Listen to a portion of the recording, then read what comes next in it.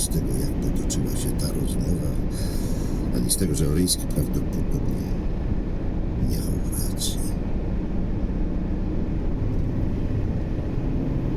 Sąd Okręgowy w Warszawie, Aleja Solidarności. Miejsce w ostatnim rzędzie wydawało się Kordianowi właściwe. Nie tylko dlatego, że miał stąd najlepszy ogląd na wszystko, co działo się na sali sądowej, ale także ze względu na symbolizm.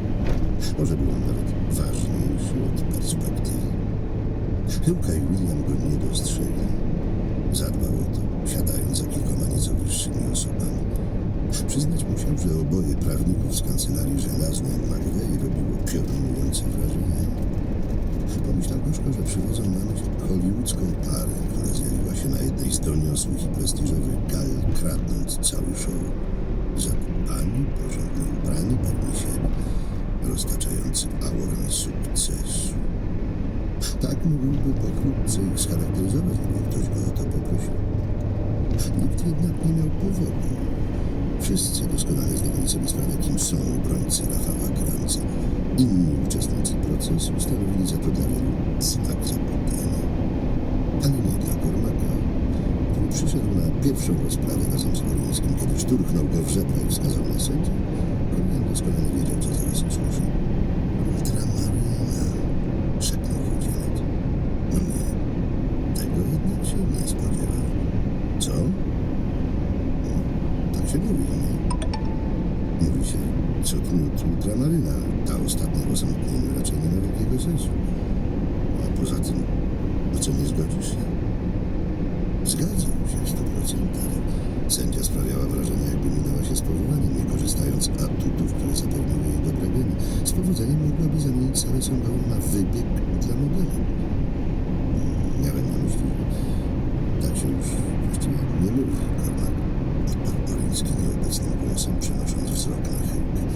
No też biła na głowę sędzia, bez dwóch zdań. Tak? A od kiedy? Spytał Cormac. Mniej więcej od międzywojnia. A co ty nagle stałeś się taki oblatany w temacie? Nie, ani w tym, ani jeśli chodzi o sędzię. No, w tej drugiej kwestii mogę ci pomóc, przyjacielu, więc co nieco na jedynie. Oryński obrócił się do Wójcielca i posłał mu pełne zwątpienia spojrzenie.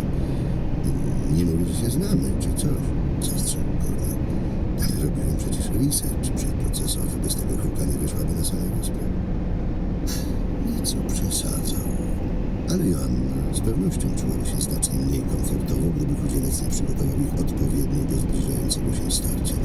Po przeciwnej stronie była bowiem nie tylko prokuratura, ale także sędziowie, a ci, podobnie jak ławnicy, ostatecznie byli tylko ludźmi. Mieli swoje poglądy i słabości, funkcjonowali w określonym, wpływającym na nich środowisku, ukształtowały ich jakieś zdarzenia z przeszłości, a perspektywy na przyszłość wyznaczały kierunek ich działań. To wszystko, a prawdopodobnie jeszcze więcej, musiał poznać Cormac, a potem skondensować do odpowiednio krótkiego, acz wyczerpującego raportu, by przedstawić go obrońcom.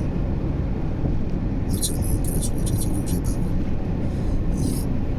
Szczypior smoknął z dezaprobatą. Zazwyczaj jesteś bardziej zaangażowany? To powiedział Oryński. Bo zazwyczaj biorę udział w procesie. Nie, chciałem raczej powiedzieć żywy, a teraz przywodzisz na myśl świętą lipę. No właśnie tak się czuję. Na moment urwali, kiedy cały skład sędziowski zajął swoje miejsce. Przewodnicząca zaczęła od wyjaśniania zebranym, jakie zasady zachowania obowiązują na sali, spodziewając się zapewne, że duże zainteresowanie przełoży się na nieunikniony chaos. Oryński przypuszczał, że samych widzów jest w pomieszczeniu paru dziesięciu, ale kilkunastoosobowa grupa czekała jeszcze na korytarzu. Byli to głównie przypatrujący się rozprawom studenci prawa, ale też przypadkowe osoby. Sprawa Kranca była głośna, przede wszystkim z powodu oskarżeń formułowanych w mediach względem jego podejścia do pacjenta. Kiedy sędzia skupiała się na sprawach organizacyjnych, Cormac skorzystał z okazji. Na nazwisko ma Agnesa, szepnął. A na imię Karina. No tak się nazywa nasza SS-owa, która na okładce zwierciadła mogłaby spokojnie zastąpić Karolinę Gruszkę. Zerknął na niego niepewnie. No nie żebym czytał, dodał Chudzielec. Mignęła, jak buszowałem w księgarni, no to się zatrzymałem i przyjrzałem. Ale gdyby nie to, że jest mężatką. A masz coś jeszcze? Kormak podrapał się po skroni i skrzywił, jakby rzeczywiście nieco się zagalopował. Agneza ma 37 lat, podjął. Niezamężna, niezaręczona, pochodzi z Łodzi, a rodzina to typowa klasa średnia, studia ukończone z wyróżnieniem, statystyki spraw imponujące, świetna na przyszłość przed nią. Zna ministra, oceni wojsk. Nie, raczej nie, ale z pewnością pozna, kiedy ten uzna, że pora zrobić z niej sędzia apelacyjną. To jest tylko kwestia czasu, bo Agneza idzie jak burza. Organ przelotnie popatrzył na rozmówcę. Stosunek wyroków utrzymanych do obalonych w apelacji. Mruknął. Druzgoczący. To znaczy, żaden sąd odwoławczy dotychczas ani nie zwrócił jej sprawy do ponownego rozpatrzenia, ani nie uchylił orzeczenia. No to widać, pracuje naprawdę krótko.